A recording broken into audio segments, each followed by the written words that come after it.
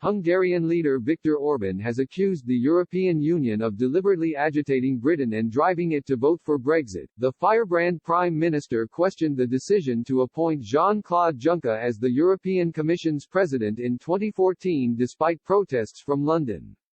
Mr. Orban suggested it was a big mistake to treat a member state, that is also a nuclear power and one of the bloc's previous security guarantors, with that much contempt.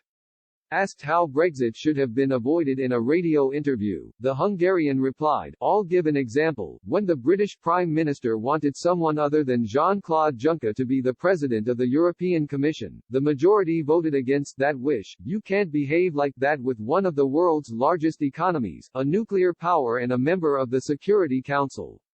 Was it worth it? Mr. Juncker, a former Luxembourg Prime Minister, became the bloc's top official in 2014 despite opposition from David Cameron.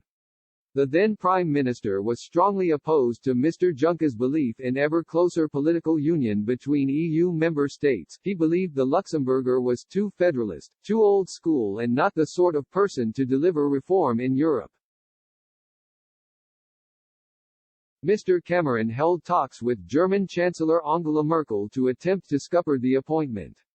He also spoke with then Italian Prime Minister Matteo Renzi, EU Council President Herman Van Rompuy and outgoing Commission boss José Manuel Barroso on the issue.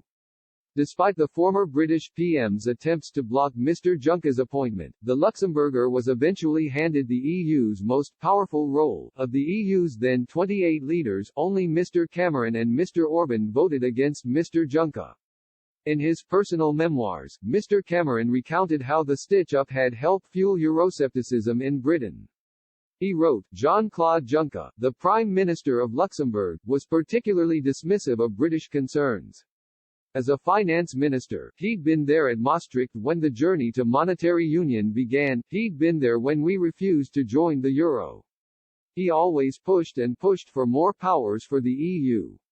Often the smallest nations get the biggest hearing, and here was the proof, the leader of a tiny country, with a population the size of Manchester's, trying to sideline the interests of the biggest financial services exporter in the world." Mr. Cameron eventually held the historic in-out referendum on Britain's membership of the EU.